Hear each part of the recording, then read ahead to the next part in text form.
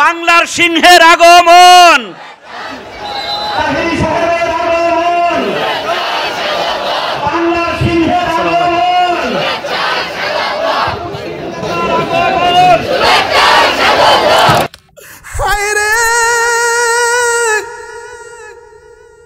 কেমনে আমি বুঝাইতাম বেলাল, ছোট ছোট বাচ্চারা নবী রওজার পাশে যায় দাঁড়াইলো, মুরব্বীরা কয় পোলাপান ওখানে কেন? বেলাল তো এখানে আজান দিবে, সবাই এখানে, তোমরা এখানে আসো। কয় না না, আমরা এখানে আইতাম না। আমার মা কইছে বেলাল রাদিয়াল্লাহু তাআলা আনহু নবী ইন্তেকালের পরে বেলাল মদিনা ছাইরা চলে গেছে নবীর বিরহে। আজকে বেলাল আজান দিব, আমরা ছোট ছোট পোলাপানের মন বলতাছে বেলাল যখন আজান দিব আমার নবী রওজা মুবারকের ভিতর থেকে বাহির হয়ে আসবে। আরে তিনবার কোন ইয়া রাসূলুল্লাহ।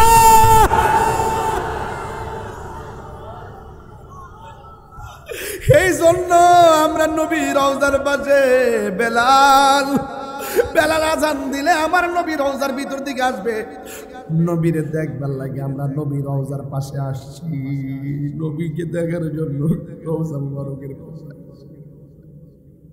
হে আমার বাবা, বেলাল এখন আজান দেওয়ার জন্য আস্তে আস্তে সিঁড়ি দিয়ে উঠতেছে, পা দুইটা থরথর করে কাঁপতেছে। কেমনে আমি আজান দিব?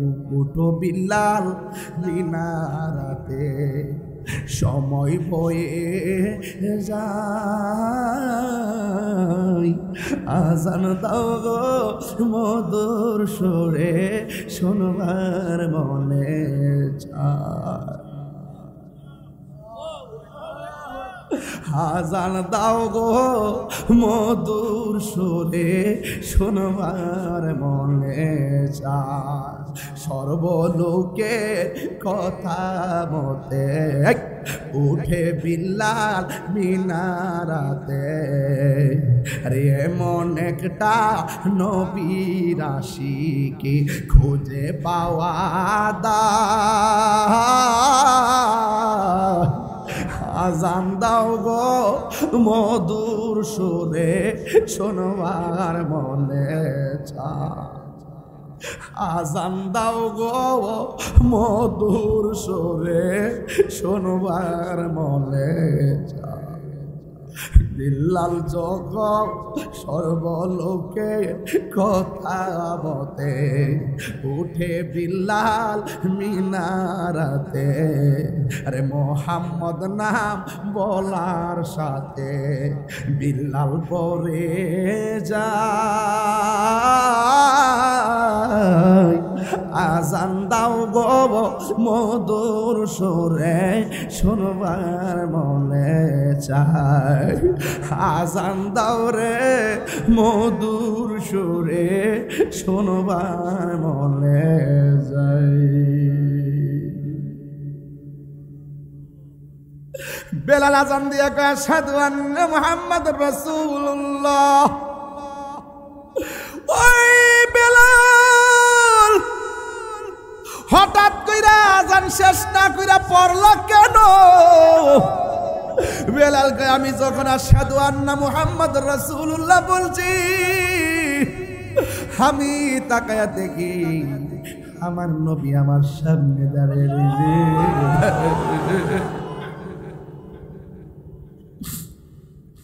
আমার নবীর দেখা আমি আর থাকতে পারি না রে, থাকতে পারি না, থাকতে পারি না। এই জন্য আমি বললাম বেলালের চেহারাটা ছিল কালো, বেলালের দাঁতগুলো ছিল উঁচা উঁচা, বেলালের জিহ্বাটা ছিল খাটো নিগ্রুর মতন চেহারা। কিন্তু দেখা গেল হযরতে বেলাল ইসলামের প্রথম মুয়াজ্জিন হয়ে গেছে। আমার নবী বলে বেলাল রে, হাসরের ময়দানে উটের উপর আমি উঠলে উটের রশিটা তোমার হাতে থাকবে, আমি নবী সবার আগে জান্নাতে ঢুকবো, পিছনে পিছনে তুমি বেলাল ঢুকবে।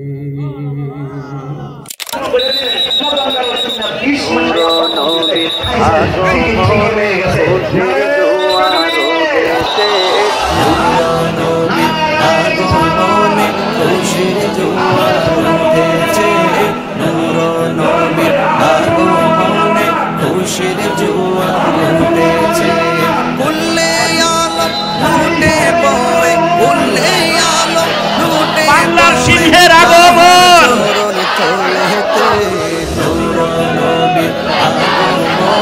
খুশির জোয়ার উঠেছে নূর নবীর আগমনে খুশির জোয়ার উঠেছে আব্দুল্লাহরি পেশা সবাই বসে যান এই সবাই বসেন এবং বাইরে কেউ দাঁড়িয়ে থাকবেন না সবাই ভিতরে ঢুকবেন আমাদের প্রতীক্ষার আর প্রহর গুনতে হবে না আল্লাহ পাক অন্ধকারটাতে পূর্ণিমার চাঁদ উদয় করে দিয়েছেন চিৎকার করে বলেন আলহামদুলিল্লাহ মা আমেনা রেহেমে সেই নূর খানা সিজদায় পড়ে সেই নূর খানা সিজদায় পড়ে উম্মত বলে কেঁদেছে নবীর আগমনে খুশির জোয়ার উঠেছে নবীর আগমনে খুশির জোয়ার উঠেছে আজকে খুশির ঢল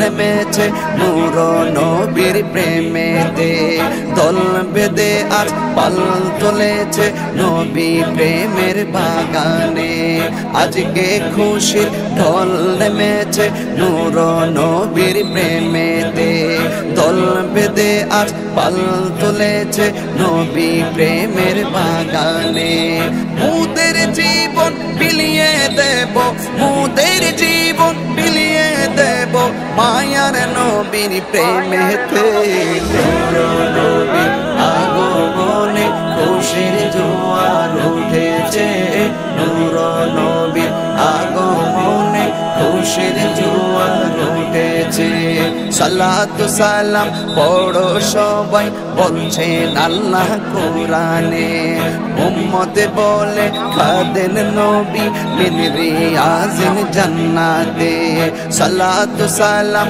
পড়ো সবাই বলছেন আল্লাহ কোরআনে উম্মত বলে খাদেন নবী মিন রিয়াজিন জান্নাতে এই তাহিরি সদাই কাঁদে এই তাহিরি সদাই কাঁদে পাইতে দিদার পবেতে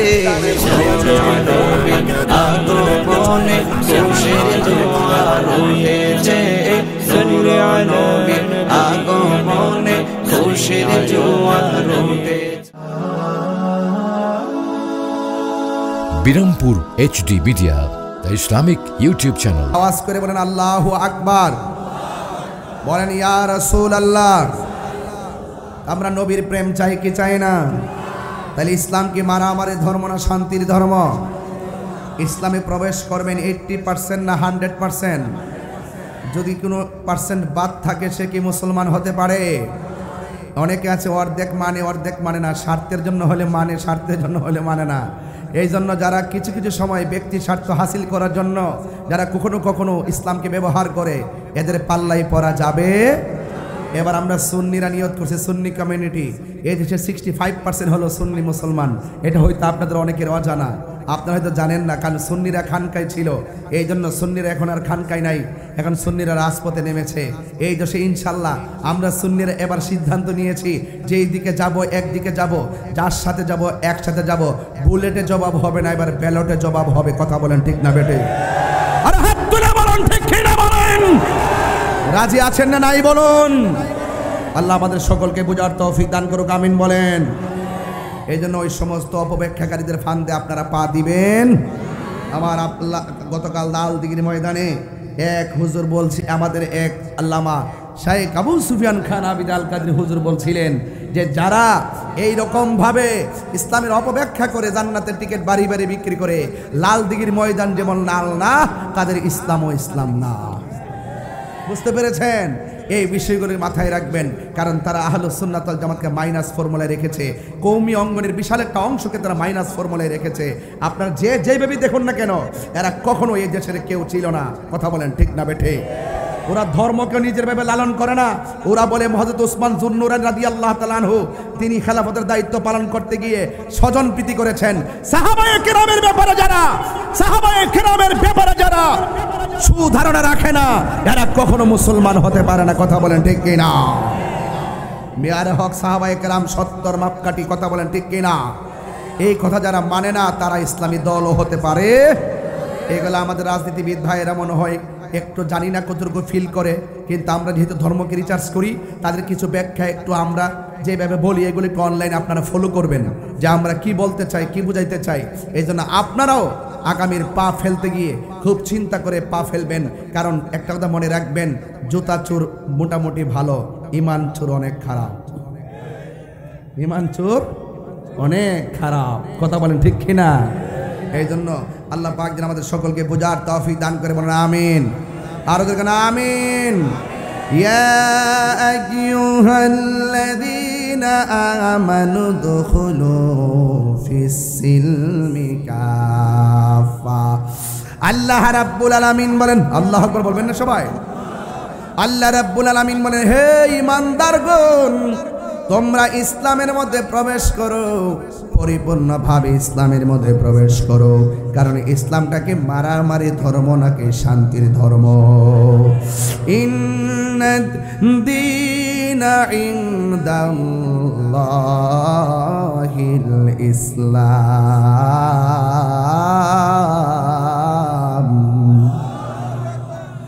আল্লাহ রাব্বুল আলামিন বলেন, নিশ্চয়ই ইসলামটা হলো একমাত্র মনোনীত ধর্ম।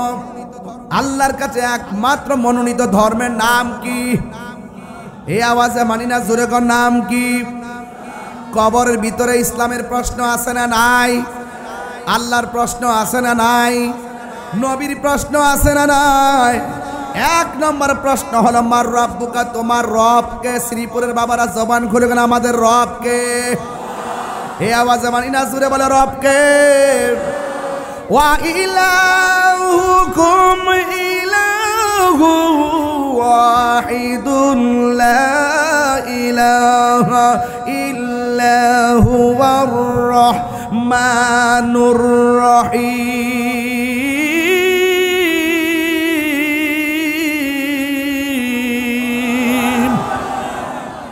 আল্লাহ কয়জন? এই আওয়াজে মানি না, কয়জন? কবর যদি প্রশ্ন করে মার রব্বুকা, তোমার রবকে? এরকম না, আল্লাহ তোমার রবকে? রবকে। ওয়ামা দীনুকা, তোমার ধর্ম কি? বাচ্চু ভাই আমার যে রাগ জানেননি, এক মৌলবী ওই দিন ওয়াজ করতেছে, কয় কবরের প্রশ্ন করবো, 2 নম্বর প্রশ্নটা ওয়ামান দিন, সরি ওয়ামান দিনুকা, ওয়ামা দিনুকা, তোমার ধর্ম কি? আমরা বলবো ইসলাম, ঠিক না? সে ওয়াজ করতেছে কবরে 2 নম্বর প্রশ্ন করবে, ওয়ামা দিনুকা মানিল, তোমার দলের নাম কি?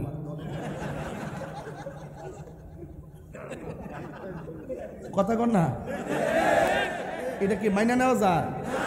কেউ মাইনা নেওয়া যায়? এটা কি কাফরের ব্যবসা না ধর্ম ব্যবসা? তো এইগুলো আমি বলি দিকে অনেকে বলে আমি বাড়া এই কথা বলি। আরে বেটা তুই পেস লাগাস দিকে না আমি পেস ধরি, তুই কুফরি করস দিকে না তোরে কাফের কই, তুই ভন্ডামি করস দিকে না তোরে ভন্ডামি কই। তুমি ভালো হয়ে কথা বলো, এই জন্য সেদিন কক্সবাজার বলেছিলাম ভালো হয়ে যাও মাসুদ।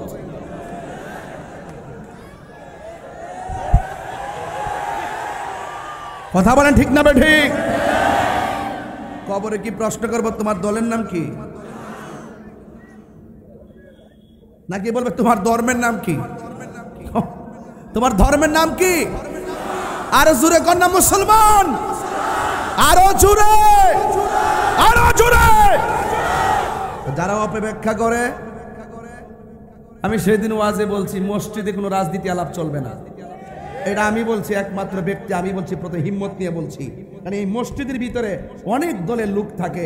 আপনি যদি একটা দলের এজেন্ডা বাস্তবায়ন করার জন্য যদি আপনি কথা বলেন, তাহলে মুসল্লিদের মধ্যে একটা প্রতিক্রিয়া সৃষ্টি হবে, একটা সুন্দর জায়গা কি হবে, নষ্ট হবে। কথা বলেন ঠিক না বেঠে?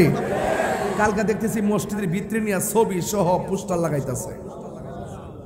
এটা কি, এটা কি মানে মেনে নেওয়া যায়? বাটবাড়ির তো কিছু সাইজ আছে, এগুলোর কোনো সাইজ আছে?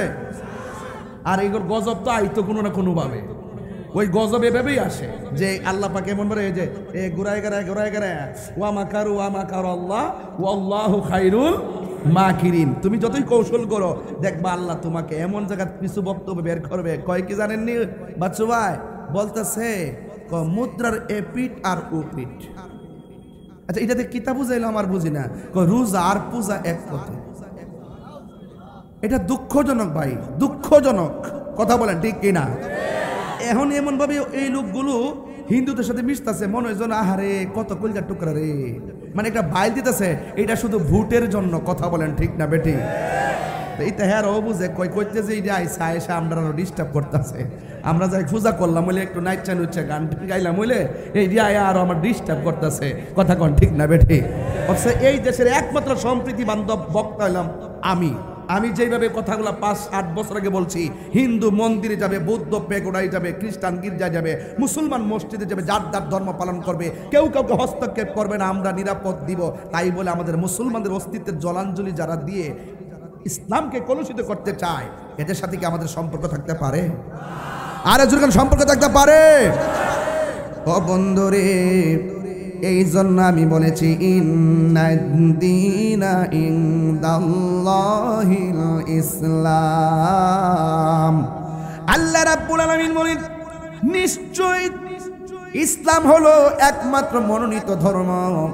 এই জন্য আমার বাবারা ইসলামটাকে সুন্দর করে মানা লাগবে। কবরের ভিতরে 3টা প্রশ্নের মধ্যে একটা প্রশ্ন হলো আমার দিনুকা, তোমার ধর্ম কি? এই জন্য আমার যুবক ভাইয়েরা কি ভাষায় ওয়াজ করব? আমার নবী, আপনার নবীকে কেমন ভালোবাসা লাগবে, ইসলামটাকে কেমন করে ধারণ করা লাগবে। সাহাবায়ে কেরামের মধ্যে একজন সাহাবী, যার দিকে তাকালে বুঝতে পারবেন গায়ের মধ্যে আগুনের চেক লাগাইলেও ইসলাম থেকে 1 ইঞ্চি পরিমাণ দূরে যাবে না। কথা বলেন ঠিক কিনা? এক আল্লাহর বান্দা এমন ভাবে আল্লাহর জিকির করা শুরু করলেন। জবান খুলে কোন কার জিকির? আমি তাহিরি যখন জিকির করি, এই জিকির কাইটটা নিয়ে যে কত গান বানাইছে, কোন কেমন লাগে। মানে আমারে ঘায়েল করবার লাগা ডিজে গানও বানা। এই গানগুলো হিন্দু বাড়িতে বাজা, বিয়া বাড়িতে বাজা, এরপরে আবার ওই পিকনিকের মধ্যে নদীর মধ্যে নৌকাত নিয়ে বাজা, বিভিন্ন ইয়াত লাগাই দেয়। ঠিক আছে, আমি করছি আল্লাহর জিকির সুন্দর পরিবেশে, এইগুলোর কাইটটা নিয়ে ওরা বানাইছে কি গান বানাইছে, বাজনা ঢুকাইছে এবং ছেলেমেয়েরা একসঙ্গে নাচানাচি করে। আচ্ছা বলুন তো দেখি, আমি জিকির করেছি কার? আবার এক শ্রেণীর মানুষ আবার এই সমস্ত বিষয় দিকে দিকে কর, আরে তাহিরি কি আর গান টান গান নাচানাচি করে। আচ্ছা কোন কিছু কিছু মুরব্বী তো আছে এডিটিং বোঝে না, হ্যাঁ কহ ঠিক তো নাচ তো। এইরকমভাবে আমাকে অনেকভাবে চেষ্টা করছে। এখন যেহেতু এআই আইসা গেছে, ওই এডিটিং আর খাওয়ার নাই, বুঝে না ব্যাপারটা? এখন মানুষে বুঝতে পারছে না রে, এত ওয়াজের মধ্যে জিকির করছিল। আজকে তো আমার ভাই শফিক ভাই বলতেছে হুজুর একটা জিকির দিবেন আজকে। আমি মনে মনে কই আপনি যে জিকির দিবেন কইছেন, কত মানুষ যে আজকের মাহফিলে আসছে সবাই যে আমার আই লাভ ইউ বলতে আইছে, বিষয়টা কিন্তু এরকম না। কিছু কিছু মানুষ কিন্তু আইছে আমারটি কাইটটা নিয়ে সকালে বরাক বাস দিবার লাগে। কথা কন ঠিক না বেটি? তো এই জন্য এমন লোক আছে না নাই? এই জন্য আমি একটু সাবধান থাকি। এই জন্য শুরুতে ওয়াজটাই শুরু করলাম, যদি সুযোগ পাই বিদায় বেলায় একটু আল্লাহর জিকির করে যাবো, আল্লাহ যেন কবুল করে। আমিন কন্যা গেলে গে আরো বড় করে আমিন। জিকির হবে কার? আল্লাহ। না না আপনি হয়তো জানেন না, বাচ্চু ভাই বোনও জানে না, অবশ্যই বইলা দিয়েছে যে আমাদের ব্রাহ্মণবাড়িয়াতে 5 বছর ছিল, তো এই জন্য ব্রাহ্মণবাড়িয়া মানুষের সাথে চলতে চলতে ব্রাহ্মণবাড়িয়ার রক্তটা সম্পর্ক জানে, চলার গতিটা সম্পর্ক জানে। আর আমার ভাই যে আমার এলাকা থেকেছে, আমি অনেক গর্বিত, হ্যাঁ, যে তিনি আমার এলাকা থেকে আসছেন। আমি ওই সময় হয়তো চিনতে পারলাম না, চিনলে হয়তো একটু মেহমানদারের সুযোগ পেয়ে যেতাম। যাই হোক, তারপর শুভকামনা রইল পরিবারের পরিজনদের জন্য। আপনারা একটু আওয়াজ করে বলেন, আমার ডানে চা খাইতেছে, বামে চা খাইতেছে, এরা আমার দিছিল চা খাওয়ার জন্য। আসলে কিন্তু আমি স্টেজে কফি খাই, কারণ স্টেজে আমি চা খাই না। কথা কন ঠিক না বেড়ে? এই জন্য বাজান, এই মুহূর্তে যদি আমি রং চাটা খাই তাইলে ওরা বলবে আমার ডিমোশন হয়ে গেছে। তাহিরি তো ডিমোশন হইতে পারে না, এটা প্রমোশন হওয়ার দরকার। কথা কন ঠিক না বেড়ে? বাজান আপনারা যদি মজা পান, একটু মজা দিলাম আর কি। যে যেমনি শান্তি পায় এমনি চালাইতে হয়। কথা কন ঠিক না বেড়ে? এই জন্য বাচ্চু ভাইকে সবার মন জয় করে পারবো? এরপর যে যেমনে চা লোক দে কি তা করবো। আর এবার আসেন তো দেখি ইজ্জতের মালিক কেডায়। এই যে 30 সেকেন্ড একটু কথা বলছি না, আপনার সবাই একটু আনন্দ পেয়েছেন যে তাহির হুজুর কি আপনার কথা একটু সরাসরি শুনি, তাই একটু বলছি আর কি। যাই হোক, আপনারা মনে কষ্ট নিয়েন না, একটু আওয়াজ কইরা বলেন তো দেখি, আমার নবী আপনার নবীকে ভালোবাসবো 90% না 100%? আল্লাহকে ভালোবাসবো 90 না 100? ইনশাল্লাহ কোন? আর ইনশাআল্লাহ। ও বন্ধুরে, এমন একটা প্রেমিকের কথা আপনাদের সামনে তুলে ধরব। আজকের ওয়াজের বিষয় হলো তাকওয়া। জবান খুলে কোন কি? তাকওয়া মানে কি? আল্লাহর ভয়। কার ভয়? এ আওয়াজে মানি না, জোরে বলেন কার ভয়? আল্লাহর ভয় অন্তরে আছে না নাই? এই জন্য তাকওয়া আল্লাহ রাব্বুল আলামিন কোরআনের মধ্যে বলে দিয়েছেন, ওয়া'লামু আন্নাল্লাহা মা'আল মুত্তাকিন। আল্লাহ রাব্বুল আলামিন বলেন, তোমরা জেনে রাখো আমি আল্লাহর ভয় যাদের অন্তরে থাকবে, আমি আল্লাহ তার সঙ্গে রয়েছি। আপনারা জবান খুলে বলুন, যার কেউ নাই তার কে আছে? এই জন্য আল্লাহ রাব্বুল আলামিন কুরআনুল কারীমের মধ্যে অন্যত্র বলে দিয়েছেন, আল্লাযীনা যালিকাল কিতাবু লা রাইবা ফীহি হুদাল লিল মুত্তাকিন। এই কোরআনটা হলো এমন একটা গ্রন্থ যেই কোরআনের মধ্যে যারা পরিমাণ কোনো সন্দেহ নাই। আর এই কোরআনটা মুত্তাকিনদের জন্য পথ প্রদর্শনকারী। এই জন্য মুত্তাকি কাকে বলে? হাতের মধ্যে একটা মদের বোতল নেওয়া হলো, মদের বোতল নিয়ে ঘরের ভিতরে ঢুকলো, ঢোকার পরে দরজা লাগাইয়া দিল, ঢোকার পরে জানালা লাগাইয়া দিল। হাতের মধ্যে কিসের বোতল? মদের বোতল নিয়ে সুন্দর করে মদের মুখটা খুললেন। বোতলের মুখটা খোলার পরে সে একবার ডানে তাকায়, আরেকবার বামে তাকায়, আরেকবার সামনে তাকায়, পিছনে তাকায়। এইভাবে তাকায়া তাকায়া রাত্র গভীর, এমন গভীর রজনীতে এবার সে মনে মনে ভাবতেছে, এই মুহূর্তে আমি যদি পুরা বোতল মদটা পান করে ফেলি তাইলে আমাকে কেউ দেখবে না। এই চিন্তা ভাবনা করে রাতের বেলা মদের বোতলটা হাতের মধ্যে লইয়া যেই মাত্র মুখের মধ্যে নিবে, নেওয়ার পর হঠাৎ করে মনে হইয়া গেছে আমাকে পৃথিবীর কেউ দেখে না, জবান খুলে কোন কে দেখে? এই কথা চিন্তা ভাবনা কইরা মদের বোতলটার ডিল মাইরা ফালাইয়া দিছে।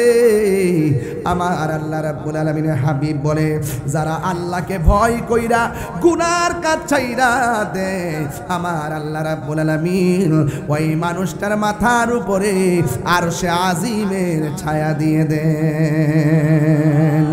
শুধুমাত্র তাই নয়, যারা আল্লাহকে ভয় কইরা গুনার কাজ ছেড়ে দেয়, আল্লাহ রাব্বুল আলামিন বলতেছেন, ওয়ালিমান খাফা মাকামা রাব্বিহি জান্নাতান। আমি যে মাঝে মাঝে কোরআন শরীফ পড়ি, আপনার কি খারাপ লাগে? আমি কিন্তু হাফেজ না, অনেক সময় তেলাওয়াত ছুটতে যায়, ডানে বামে কিছু ভুল হয়ে যায়। আপনারা আমার ভুল ধরেন, কালকে আবার দোকানে ফাটে যায় মন্তব্য করেন না। আমি কিন্তু হাফেজ না, আগে স্বীকার করে নিতেছি ভুল হতেই পারে, ভুল হতেই পারে। এটা আমার আবেগের কারণও হতে পারে, এটা আমার না জানার কারণও হতে পারে। এই জন্য বলেন, এই যে আয়াতটা পড়ছি, এই আয়াতটার অর্থ কি জানেন? ওয়ালিমান খাফা মাকাম রাব্বিহি জান্নাতান। আল্লাহ বলছেন, যারা আমি আল্লাহকে ভয় করে, আমি আল্লাহ তাদেরকে 2টা জান্নাত দিয়ে দেব। এই ছেলেরা জান্নাত চান কি চান না? গাঞ্জা খাইলে জান্নাতে যাওয়ান যাব? বাবা খাইলে ইয়াবা, ফেন্সি। ওই দিন কুমিল্লা বিবির বাজারে গেছি, যাওয়ার পরে এক মাহফিলে জিজ্ঞাসা করতেছি, কারা কারা নেশা করেন হাত তোলেন। হঠাৎ করে একটা ছেলে হাত তুলে, হুজুর আমি নেশা করতাম, আজকের ওয়াজ শূন্য নিয়ত করছি আর নেশা করতাম না। আচ্ছা বলুন তো, যে ছেলেটা দাঁড়ায় বলছে আর করব না, আমি তো মনে করি কেউ গুনাহ করার পরে যদি খালেস নিতে তওবা করে, এই মানুষটার দাম আল্লাহর কাছে কম না বেশি? আরো বড় করে কম না বেশি? এই জন্য আল্লাহ বলছেন, যারা আমি আল্লাহকে ভয় করে গুনার কাজ ছেড়ে দেয় আল্লাহ বেহেশত দিবেন কয়টা? না তো মুত্তাকিনদের ব্যাপারে আল্লাহ আরো বলতেছেন ইন্নালিল মুত্তাকিনা মাফাসান হাদাইকা ওয়া আ'নাবা ওয়া কাওয়াইবা আতরাবা। আল্লাহ রাব্বুল আলামিন বলেন যারা মুত্তাকি হবে গো, যারা আল্লাহকে ভয় করবে, আমি আল্লাহ রাব্বুল আলামিন তাদেরকে বিজয়ের মালা দান করব, তাদেরকে সফল কাম করে দিব। শুধুমাত্র তাই নয়, আমার অসংখ্য আঙ্গুর ফলের বাগান, হাসরের ময়দানে বড় বড় আঙ্গুর ফলের বাগান আছে, এক একটা আঙ্গুর ফল পৃথিবীটার সমান হবে। বিশাল বড় একটা নয়, দুইটা নয়। আমি আল্লাহকে ভয় করে যারা গুনার কাজ ছেড়ে দেয়, আমি আল্লাহকে ভয় করে যারা ইবাদত করে, আমি আল্লাহ রাব্বুল আলামিন তাদেরকে অসংখ্য আঙ্গুর ফলের বাগান উপহার দিয়ে দিব। এই জন্য নবীর একজন সাহাবী যার নাম হলো হযরতে বেলাল, তার জবানে একটা সূরা ছিল, এই সূরাটা সবাই পড়া লাগবে, না পারলে মনোযোগ দিয়ে শোনা লাগবে, আর যদি পারেন উচ্চ আওয়াজে আমার সাথে সাথে পড়বেন। বেলালের কণ্ঠে একটা সূরা বড় মধুময় লাগতো, যে এই সূরাটা মা ফাতেমা আমল করতো। আজকে মা বোনরা আছে না, মা বোনদেরকে উদ্দেশ্য করে বলে দিয়ে যায়, মা ফাতেমা ফজরের নামাজের পর 10 বার সূরা ইখলাস পড়তেন, আবার মাগরিবের নামাজের পর 10 বার সূরা ইখলাস পড়তেন, সকালবেলা 10 বার দুরূদ শরীফ পড়তেন, সন্ধ্যাবেলা আবার 10 বার দুরূদ শরীফ পড়তেন। আল্লাহর হাবিব ডাক দিয়া কয়, ফাতেমা ও ফাতেমা, কোরআনের ভিতরে এতগুলো সূরা আছে, তুমি প্রতিদিন সকালে শুধুমাত্র সূরা ইখলাস পড়ো, আবার শুধুমাত্র বিকালে সূরা ইখলাস পড়ো, আর কি সূরা দেখো না?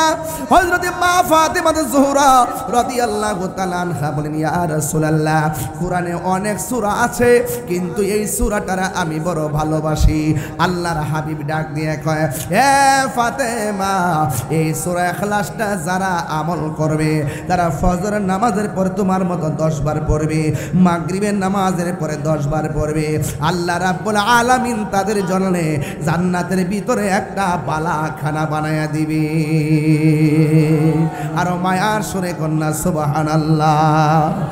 আপনার আওয়াজ করে কোন বালাখানা দেওয়ার মালিক কে? লা তাখুযুহু সিনাতু ওয়ালা নাওম, আল্লাহ হলো তিনি যার ঘুম নাই, তার যার নিদ্রা নাই। হ্যাঁ যুবক ভাইয়েরা, আমি বারবার তাড়াহুড়া করতেছি কেন? ওই সূরাটা এখন সবাই তেলাওয়াত করা লাগবে, যারা পারেন না তারা আমার মুখ থেকে শোনা লাগবে, যারা পারেন সবাই একসঙ্গে সুন্দর করে একটা আওয়াজ তোলেন, কুল হুয়াল্লাহু আহাদ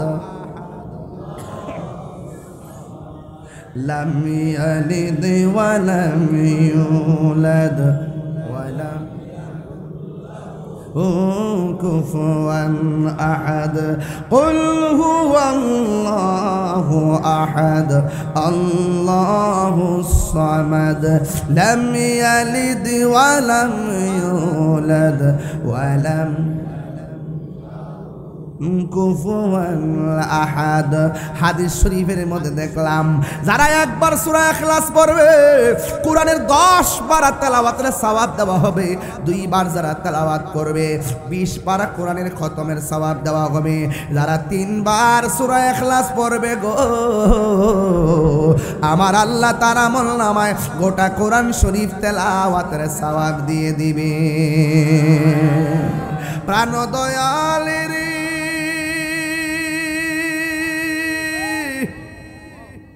কইতাম নি বাজান, আমার নিকন সহলে গান গায়ে গেছি, অতলায়াত যে পড়ছি, ইডি তোর কপালে ঢুকছে না, ইডি তোর সাথে কেন যায়। ঘটনা কি? 1 নম্বর, আচ্ছা যা যা যা যা যা 1 নম্বরে ছেড়ে দাও, যাও যাও 1 নম্বর, যা যা। কি ফুলাফান তোর আইসিস বেড়া, অনি বেরিয়েছিস গা, মুরব্বীরে বইছে বললাম না, কি ফুলাফান হইছিস? ঠান্ডা গাইতাম না ইনশাল্লাহ। আপনারা কি কষ্ট হইব নাকি?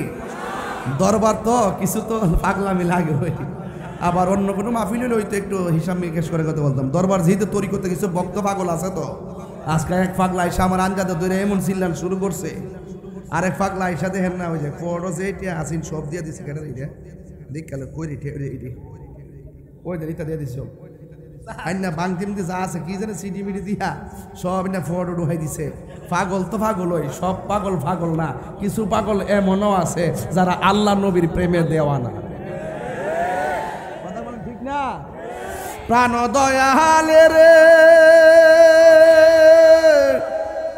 গৃহস্থেরা দলে দলে হাঁস মুরগি কতই পালে সন্ধ্যা হলে ডাক দিয়া লয় ঘরে ওরে যার যত পালিত ছিল সকল রে তো ঘরে নিল আমি একা রইলাম অন্ধকারে প্রাণ দয়ালে রে সন্ধ্যা হইল ডাকে দিনে না মুরে অনেকে তো হাসতেছে মজা করতেছে এটার অর্থ তো আর কেউ জানে না গভীর চিন্তায় ছন্দ হয় ছন্দে সুর হয় সুরেই প্রেম হয় প্রেমে মিলন হয় আর সেই প্রেম সেই ছন্দ সেই সুরে কখনো হারাম হতে পারে না এটা হলো আধ্যাত্মিক পাওয়ার কথা বলেন প্রাণ দয়ালেরি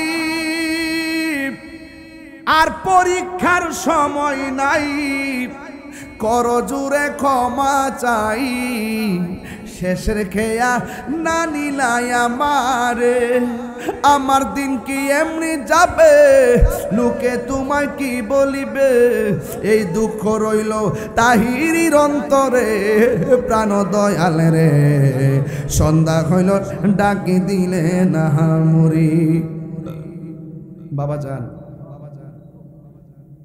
আমার দিতেছ এই শান শূন্য দেয়া পাগলা তুই রাখ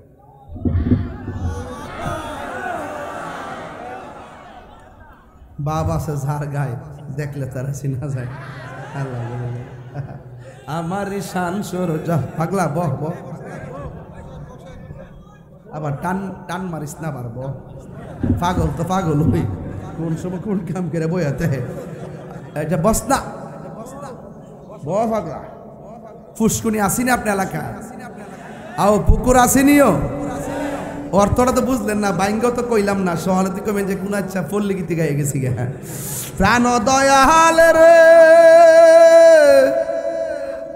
গৃহস্থেরা দলে দলে হাঁস মুরগি কতই পালে সন্ধ্যা হলে ডাক দিয়া লয় ঘরে যার যত পালিত ছিল সকল রে তো ঘরে নিল আমি একা রইলাম অন্ধকারে প্রাণ দয়ালে রে সন্ধ্যা হইল ডাকি দিলে না মোরে ওই বাড়ির পাশে পুকুর হাঁস গেল মালিকের হাঁসের পাল গেল পুকুরের ভিতরে সন্ধ্যা হওয়ার পরে হাঁস আর বাড়িতে যায় না হাঁসের মালিক হাঁসের মায়ায় পুকুরের পারে যায় ডাক দে সুই সুই ডাক দেনি ডাক দেনি ডাক দেনি ডাক দেনি আরে মালিকে হাঁসের সন্ধানে পুকুরের পারে যায় যায় কই আমার হাঁসগুলো কই হাঁসকে পুকুরের পার থেকে উঠায় মায়া করে বাড়িতে আনে আল্লাহ বলে বান্দারে আমি আল্লাহ তোরে বড় মায়া কইরা বানাইছি তুই যখন গুনার দিকে চলে যাস তখন আমার আয়াতটা তোরা মনে রাখিস তুই মনে করিস না তোর খবর আমি নিতাম না লা তাকনাতু মির রাহমাতিল্লাহ আমার রহমত থেকে নিরাশ হইস না আমি আল্লাহর একটা নাম আছে রহমান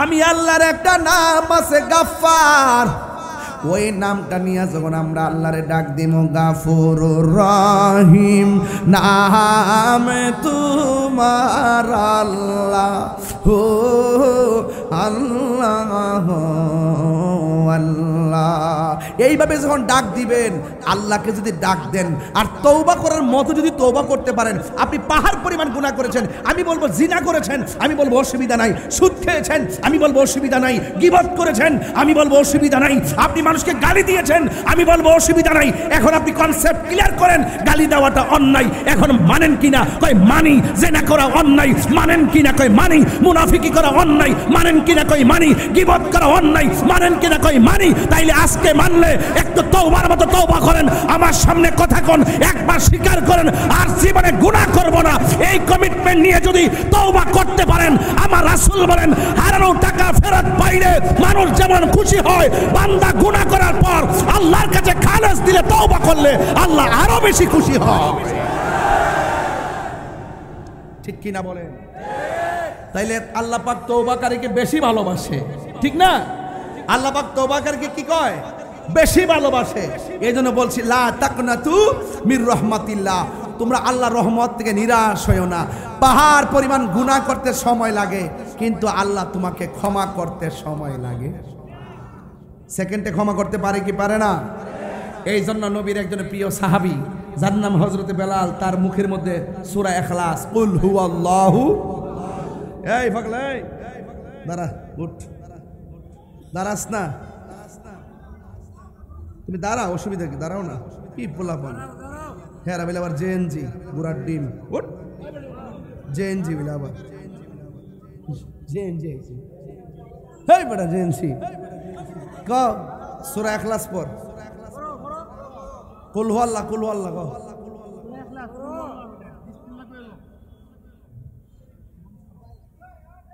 ওইসে তো তুই ডরাস কি লেগিয়া?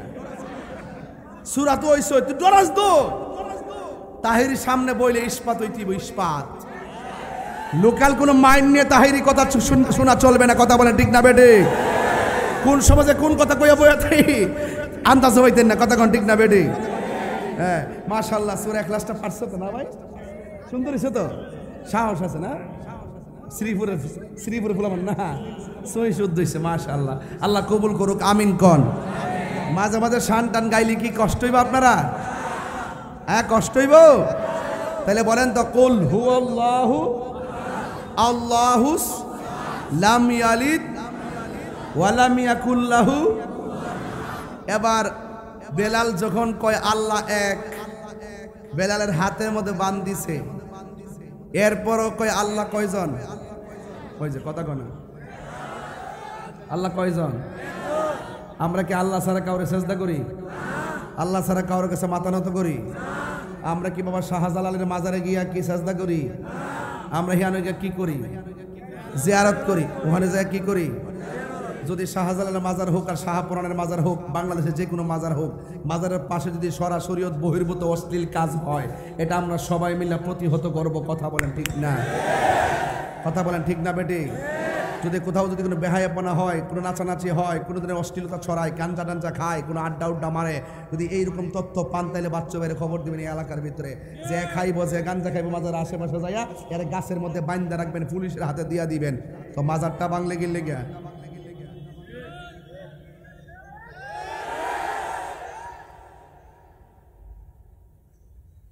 আমরা কি মাজার গিয়ে সেজদা দেই? আমার দেখছেন জীবনে দিতে এই যে এত বছর ওয়াজ করতেছি, মানুষের বুঝাইতেছি যে এক সেজদা দেওয়ার, সেজদা পাওয়ার মালিক কেডা? আল্লাহ ছাড়া কারোর কাছে মাথা নত করা যাবে? আল্লাহ ছাড়া কাউকে সেজদা করা যাবে? আল্লাহ কি দুইজন না একজন? আল্লাহর সমকক্ষ কাউকে মনে করা যাবে? আল্লাহর সঙ্গে শরীক করা যাবে? তাহলে আমার মাজার পূজারে কোন কেন?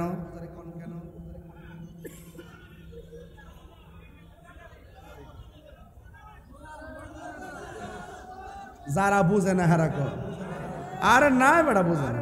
আমার মনে ধরে ধরে যে আমির হামজা যে একটা বক্তা আছে, এইটার অসুস্থ রোগী, এইটা 2 দিন পরে যে মাইক দেখো মাজার পূজারি তাহিরি এমনি কর, এইটি ওইটা একটা কথা বলছে, দামি কথা, প্রতিহিংসা, এইটা সত্য।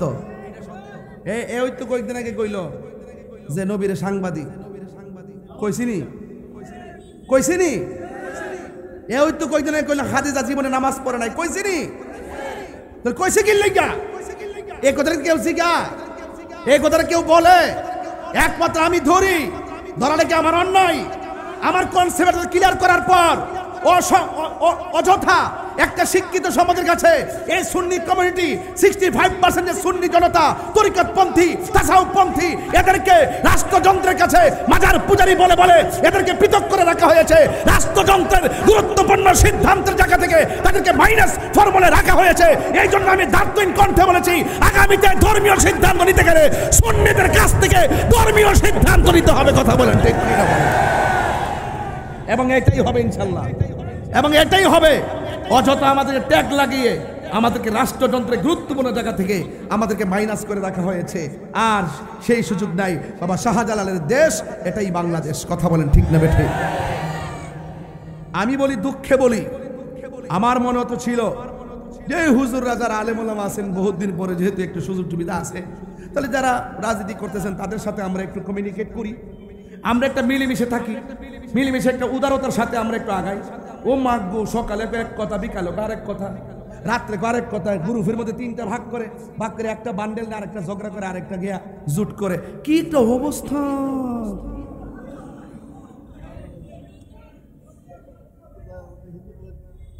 বুঝা?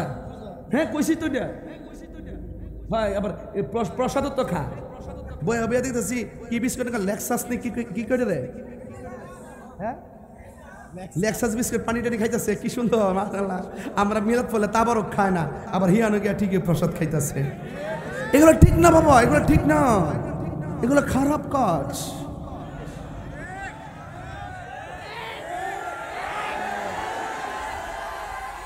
এগুলো কি কাজ? খারাপ কাজ।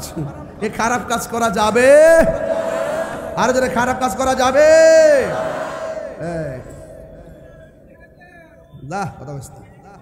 মারহাবা জোরে গন। একটা কাগজ দিছিল, কাগজটা যেন কইরি না, একটা কাগজ ছিল, কই যেন কাগজটা, না ইয়াতে দিছিল, ঘরে দিছিল। যাই হোক, আমি অপ্রাসঙ্গিক কিছুই বলি নাই। আপনার কাছে অপ্রাসঙ্গিক মনে হইতে পারে, আমি শুধু আপনাকে বলে আমার ভাষা যেরকম এভাবে বুঝাচ্ছি কেবলমাত্র, কিন্তু আপনারা একটু ঐক্যবদ্ধ থাকবেন, ঠিক কিনা বলেন?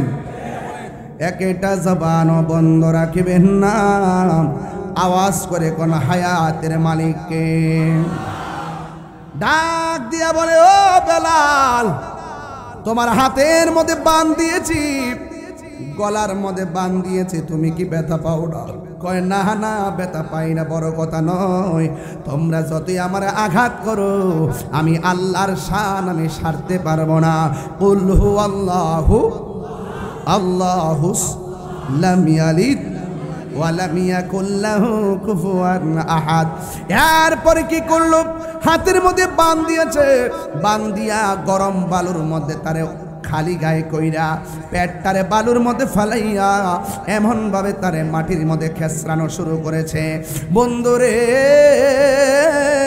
ও গাজীপুর শ্রীপুরের বাবা, ও আমার কেওয়ার বাবারা, ইন দি মিন টাইমে আমার নবী, আপনার নবীর প্রিয় সাহাবী যখন বালুর মধ্যে পেটটা শোয়া দিছে, তখন পেটটা একদম ছিলে গেছে, পেটের ভিতর দিকে পানিগুলো বের হইতেছে। এবার বিয়াদবেরা ডাক দিয়ে কই, বেলাল, তোমার এমন ভাবে মারতেছি, তুমি কি ব্যথা পাও না? বেলাল রাদিয়াল্লাহু তাআলা আনহু বলেন, তোমাদের হাজার ব্যথার চাইতে আমার জবানের ভিতরে আমার আল্লাহর নামটাই আমার কাছে বড় ভালো লাগে। এরপরে কি করলো? লোহা একটা গরম কইরা লোহাটার পিছনের মধ্যে দাগ দিয়েছে। অপরাধ কি? কয় সে আল্লাহকে এক জানে, নবীজিকে আল্লাহর বন্ধু জানে, এই জন্য তার পিঠের মধ্যে এমন ভাবে লোহা গরম করে করে লাগাইয়া দিল। এরপর বেলালের জবানের মধ্যে একজনের জিকির, জবান খুলে বলেন তিনি কে? আল্লাহর জিকির যখন বেড়ে গেছে, ওই মুহূর্তে বিয়াদবেরা লোহা একটা গরম কইরা বেলাল রাদিয়াল্লাহু তাআলার জিহ্বার মাথার মধ্যে আঘাত করে শুরু করলো। এরপর বেলাল আল্লাহর জিকির ছাড়ে নাই। বন্ধুরা রে আমার, ও শ্রীপুরের বাবা, এবার বিয়াদবেরা ডাক দিয়ে কয়, তুমি কি ব্যথা পাও না? তোমার পেটের চামড়া ছিলে গেল, পিঠের মধ্যে লোহা গরম করে লাগাইলাম, তুমি কি ব্যথা পাও না? এবার বেলাল রাদিয়াল্লাহু তাআলা আনহু ডাক দিয়ে কয়, এ পৃথিবীর মানুষ, তোমরা আমাকে যতই ব্যথা দাও না কেন, আমার কাছে আমার আল্লাহর জিকিরটাই বড় ভালো লাগে। আমার দয়াল নামে এত মধু আমরা রে কইরাছে এ জাদু গো, ওরে দেখা দিয়া কোলে নিয়া, দেখা দিয়া কোলে নিয়া, নিবাও মনের বেদনা, আমার মন হইয়াছে দেওয়ানা আর দয়াল নামে এত মধু দয়াল নামে এত মধু খাইলে মধু ফুরাই না আমার মন হইয়াছে দেওয়া এই তোমার পাইবার আশে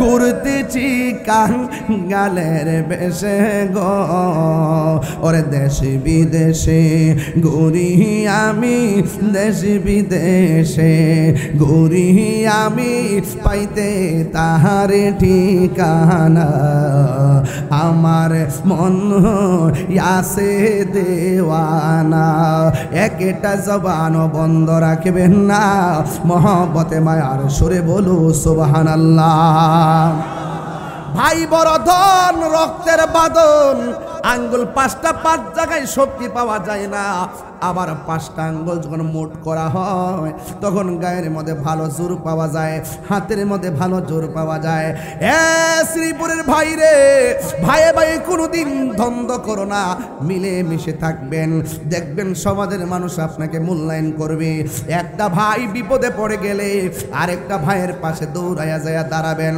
যখন বেলাল রাদিয়াল্লাহু তাআলা বিপদের মধ্যে পড়ে গেছে এমন ভাবে যখন একের পর এক অত্যাচারের স্টিমরুলার চালাইছে একটা মানবতার ফেরিওয়ালা যার নাম হলো হযরতে আবু বকর সিদ্দিক জোরে জোরে কি সুবহানাল্লাহ বলা যাবে না নামটা কি বললাম আবু বকর সিদ্দিক সিদ্দিকে আকবর শুইনা ফলাইছে গো বেলাল রাদিয়াল্লাহু তাআলা আনহু কেমন ভাবে মারতেছে আজকে দেখেন গাজীপুরের ঘটনা তো ভুলে যান নাই আপনারা মসজিদের ইমাম মাওলানা রহিসউদ্দিনকে যেইভাবে মব ভায়োলেন্সে মিথ্যা অপবাদ দিয়ে তাকে হত্যা করা হয়েছে আর আসামিরা দিব্যি বাইরে ঘুরে ঘুরে বেড়াচ্ছে এটা কিন্তু আমরা ভুলে যাই নাই ও বন্ধু আমার বাড়ি যদিও ব্রাহ্মণবাড়িয়া আমি আইসা 5 দিন আন্দোলন করলাম লং মার্চ সহ ডাক দিলাম আমি কিন্তু সেই কার্যালয় পুলিশ কমিশনের কার্যালয়ের সামনে আমি কিন্তু আন্দোলনে শরিক হয়েছিলাম এক ভাই বিপদে পড়ে গেলে আরেক ভাই ঘরে বসে হাতে তালি দেওয়া যায় না পাশের বাড়িতে আগুন লাগলে হাতে তালি দিবেন না পানি নিয়ে আগুনটা নিভাইতে যাবেন পাশের বাড়িতে মানুষটা যদি অভাবে থাকে আপনার কুরবানির গোশতের গ্রান ওই পাশের গরিবের নাকে লাগার আগে তার ঘরের ভিতরে আপনার খাবারটা পৌঁছাইয়া দিতে হবে যদি আমার ইতিহাসটা তালাশ করেন দেখবেন আমি যখন দেখি বন্যা আসে সুনামগঞ্জ আমি দৌড়াইয়া বন্যায় সুনামগঞ্জ চলে যাই যখন দেখি বন্যা আসে চন্দনাইশ লোহাগাড়া সাতকানিয়া চট্টগ্রাম আমি সেখানে ত্রাণ নিয়ে চলে যাই যখন বন্যা হয় আখাউড়া আমি দৌড়াইয়া সেখানে চলে যাই আমি এটার মধ্যে বড় মজা পাই কারণ মানুষ মানুষের জন্য বন্যায় যারা বাসতেছে এরা অভাবী না এরা পরিস্থিতির শিকার এই বিপদ আমাদেরও আসতে পারে কথা বলেন ঠিক কিনা এই জন্য করোনা যখন হইছে আমি রাতের বেলা মুখে মাস্ক লাগাইয়া হ্যান্ড গ্লাভস লাগাইয়া বাড়ি বাড়ি ঘরে ঘরে আমি বাড়িতে এলাকায় এলাকায় খাওন পাঠাইছি রে বাজান এটা কিন্তু আমি অহংকারের জন্য বলছি না একটা মানুষ মানুষের জন্য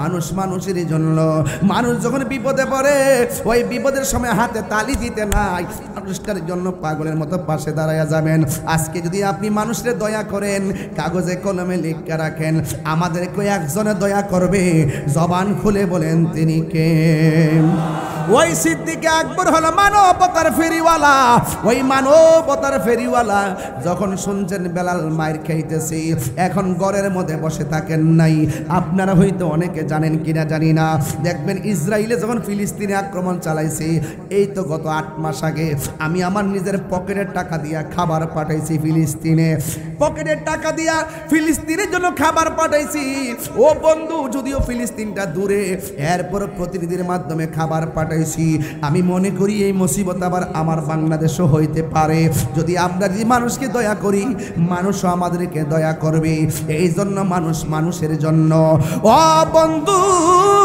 ওই মানবতার ফেরিওয়ালা যার নাম হলো হযরতে আবু বকর সিদ্দিক আপনারা জবান খুলে গন ওই আবু বকর কি শ্রীপুরের আবু বকরের মতো নবীর প্রিয় সাহাবী হযরত আবু বকর সিদ্দিক নবীর প্রিয় হযরত আবু বকর সিদ্দিকী ওরে ভালোবেসে শুইল পাশে, ভালো শুইল পাশে, যাইয়া দেখো মদিনা মদিনা মদিনা, আসে গো মুমিনের ঠিকানা, বলুন মদিনা মদিনা, আসে গো মুমিনের ঠিকানা।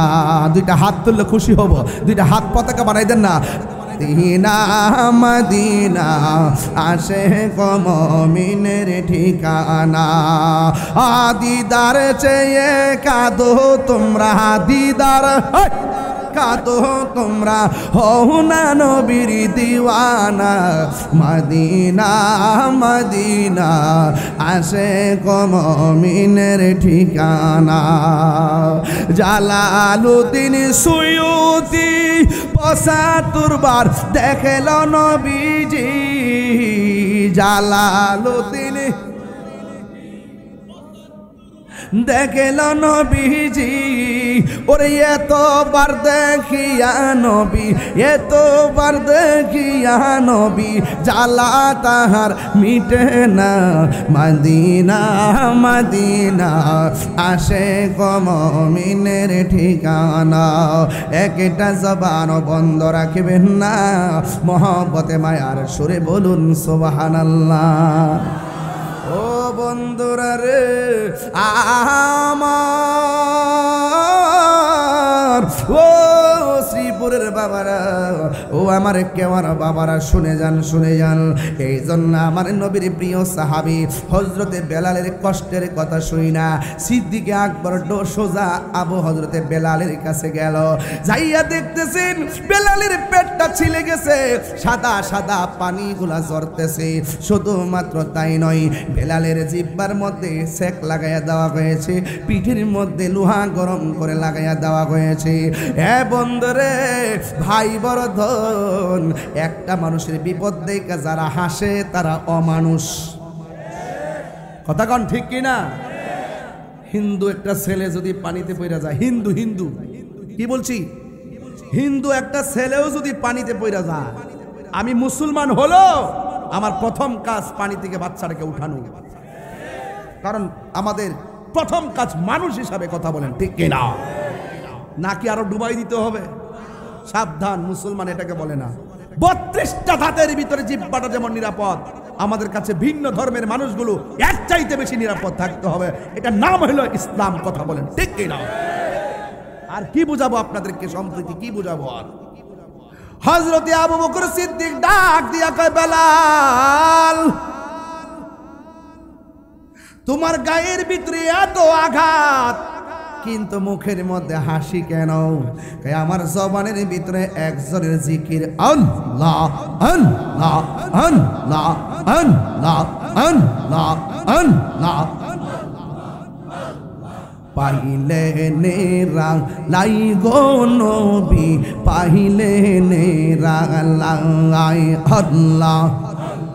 দুই কদমে চুমু খাবো, দুই কদমে চুমু খাবো, চরণে ধুলি মাখিব গাই, পাইলে নেরা লাই গো নবী, পাইলে নেরা লাই আল্লাহ। আর কি বারো, আমার নবী নোরায়ার নবী, আমার নবী জিন্দায়া নবী, দয়া করে তাই কোন নবী হাসরের বেলায়, পাইলে নেরা লাই গো নবী, পাইলে নেরা লাই। মাশাআল্লাহ, আল্লাহ জবান খোলেন, আল্লাহ আল্লাহ আল্লাহ আল্লাহ আল্লাহ আল্লাহ আল্লাহ আল্লাহ আল্লাহ আল্লাহ।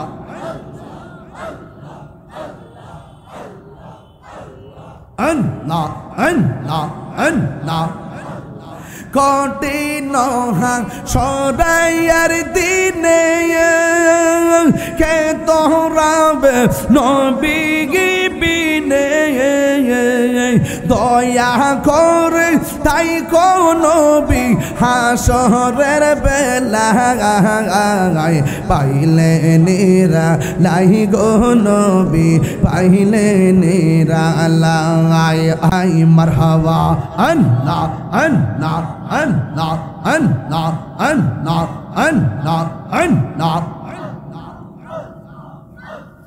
লা ইলাহা ইল্লাল্লাহু মুহাম্মাদুর রাসূলুল্লাহ সাল্লাল্লাহু আলাইহি ওয়াসাল্লাম।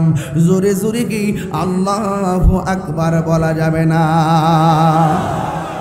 হে বাবা রে বাবা রে ও বাবা, সিদ্দিকে আকবর যায় ডাক দিয়া বলে বেলাল তোমার এমন মারতেছে তুমি কি ব্যথা পাও না? ভাই আমার ব্যথার চাইতে আমার আল্লাহর ডাকটা বড় মধুর লাগে। হযরত আবু বকর সিদ্দিক রাদিয়াল্লাহু তাআলা আনহু ডাক দিয়া বলে বেলাল তুমি কার জিকির করো? বেলাল বলে আমি আল্লাহর জিকির করি। ভাই আস্তে ডাকলে আল্লাহ শুনে কিনা? ভাই আল্লাহ শুনে। ভাই জোরে ডাকলে আল্লাহ শুনে কিনা? ভাই আল্লাহ শুনে। এখন জোরে ডাক দিলে যেহেতু তুমি মায়ের খাইতেছো এই জন্য আস্তে আস্তে আল্লাহরে ডাকো, তাইলে তুমি মায়ের খাইতে না, তুমি কষ্ট পাইবা না। বেলাল রাদিয়াল্লাহু তাআলা আনহু ডাক দিয়ে কয় ও আবু বকর আমাকে তারা এমন ভাবে আঘাত করেছে আমার ব্যথা লাগে নাই, আপনি যে আমারে বলছেন মায়ের ডরে আস্তে আস্তে আল্লাহর জিকির করতাম, আমি মনের মধ্যে বড় কষ্ট পাইছি। ওই যে যেমন করে এবার আমি বড় কষ্ট পেয়েছি। এই কথা বলার পরে আবু বকর কয় বেলাল তোমার মায়ের গতি কম হওয়ার জন্য আমি তোমাকে একটা পরামর্শ দিলাম, তুমি একটু নীরবে নীরবে আল্লাহরে ডাকো। বেলাল রাদিয়াল্লাহু তাআলা আনহু বলে আমি তোমার কথাই বড় কষ্ট পাইছি, আমার জীবন দিলেও আমি আল্লাহ তাদের ডরে আল্লাহর সাউন্ড কমাইতে পারবো না। বেলাল তুমি আস্তে ডাকো নাইলে মারবে। কই মারলে মারবো কেন? আপনি আমাকে আস্তে জিকির করার কথা বললেন, মায়ের ডরে তো আল্লাহর জিকির সাউন্ড কমান জায়েজ না। আমার দেশে দেখবেন রে বাচ্চু ভাই ও হুমায়ুন ভাই, আমার দেশে দেখবেন বান্ডেল দিলে দুয়ার ভাষা পাল্টায়া জায়গা। বান্ডেল দিলে দুয়ার ভাষা ভাল দেয়া যায়। ফুরাই অঙ্গ দেখাই কারে গো, না না না এদিকে যাইতাম না রে বাজান। হ্যাঁ বন্ধু হে আমার বাবা বাবা বাজান বাজান এটা তো নাইস মারে।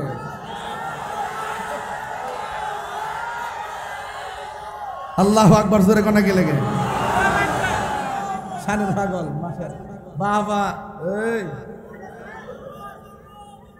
এই জমিয়া তে মারহাবা জোরে কোন।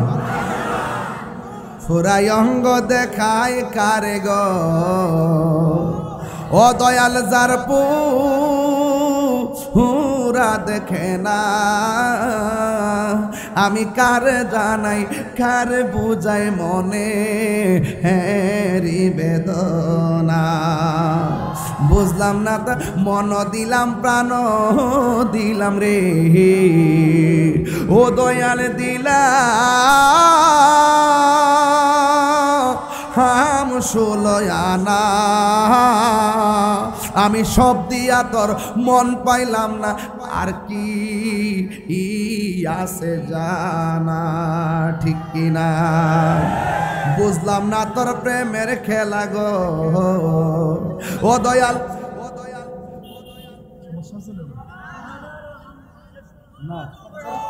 আমি মনে করছি হুমায়ুন ভাই, আমি মনে করছি কেউ বুঝে আমার ড্রপ লাগছে, মানে আমি বাচ্চা বেরোলে রেডি গেছিলাম না।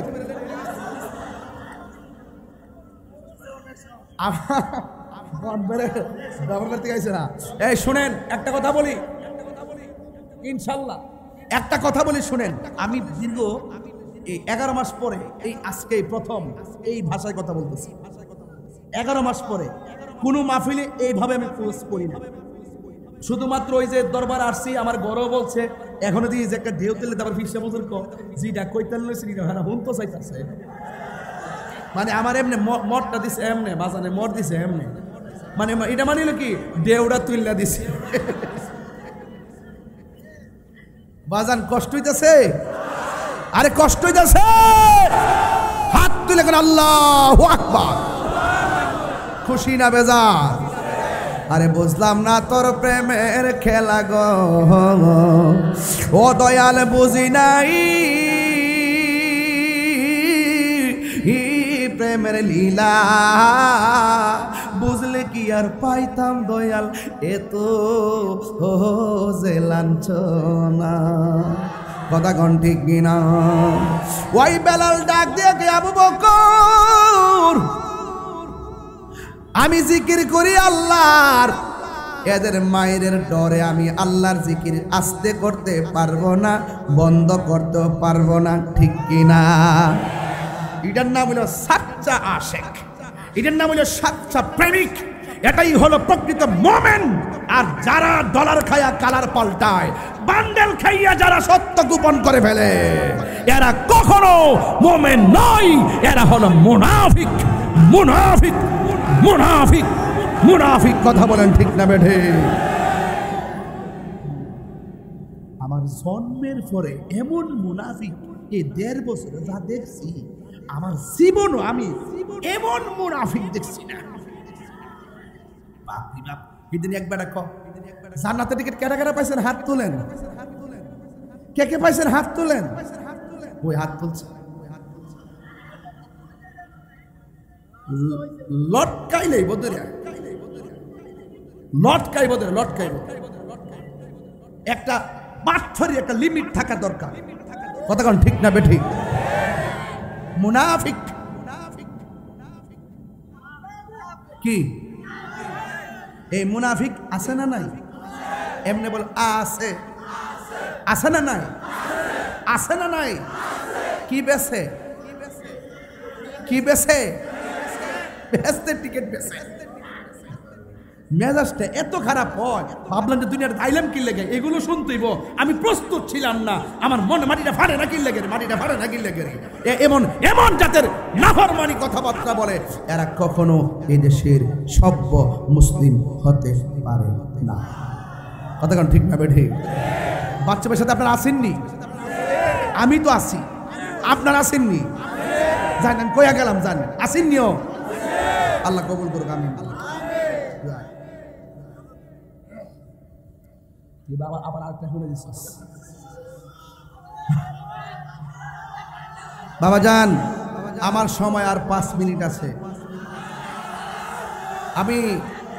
আমি খুব টায়ার্ড আমি খুব ক্লান্ত এরপর কি করতে হবে আজান দিতে হবে আজানও দিতে হবে আচ্ছা তাহলে আর একটু পরে দিব যেহেতু বেলালের ওয়াজটা এসে গেছে প্রসঙ্গ মিলে গেছে কথা কোন ঠিক না বেটে প্রসঙ্গে কি হয়ে গেছে মিলে গেছে ইনশাআল্লাহ একটা জবান আচ্ছা সত্যি করে কোন তা আমি কি কোনো আপনাদের মতের বাইরে কথা বলতেছি বা আমার কথা এই সাদা গেঞ্জি না তোমরা আছে না তোমাদের প্রবলেম আছে বুঝছো তুমি আমাকে একা রেখে কোথায় যাও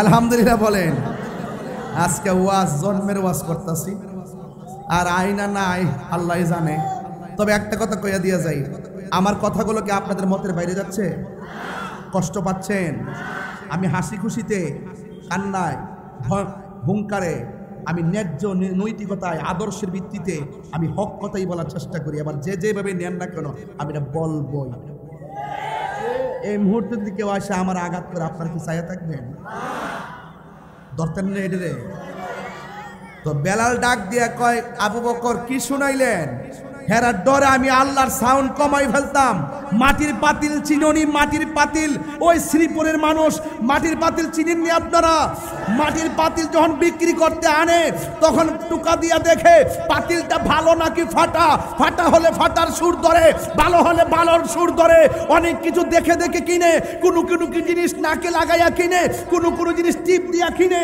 আবার কোনো জিনিস টুকা দিয়া কিনে ও আবু বকর তুমি আমাকে বলতেছো তাদের ভয়ে আমি আমার আল্লাহর নাম আস্তে বলার জন্য না না, আমি আসতে যাব কেন? মাটির পাতিল মানুষ টুকা দিয়ে দেখে ফাটা নাকি ভালো। আমি বেলাল আল্লাহর প্রেমের বাজারে বিক্রি হতে এসেছি, ওরা আমাকে আঘাত করে দেখতেছে আমি আমার আল্লাহকে কত ভালোবাসি। আল্লাহু আকবার।